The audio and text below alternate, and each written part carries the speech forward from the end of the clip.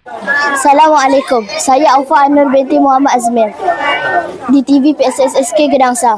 Hari ini 22 November 2025, hari Sabtu, diadakan program Garden Box Madani di SK Gedangsa. Marilah kita bersama-sama menyaksikan aktiviti sepanjang program dijalankan.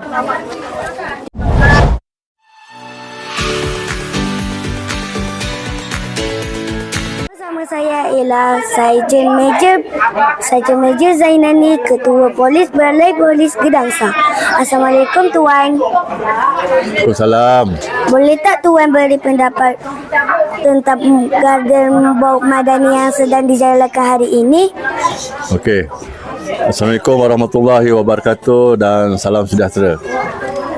Saya berbanggalah sekolah Gedangsa ni pada pagi ini diadakan untuk Garden Box Madani. Jadi program ni bagus untuk semua sekolah untuk menghijaukan tanaman di sekitar kawasan, terutamanya tanaman-tanaman sayur-sayuran. Program ni juga untuk menggalakkan murid-murid untuk bercucuk tanam sekiranya ada tanah di rumah. So saya memang bersetujulah Garden Box ini Madani ini diadakan di setiap sekolah.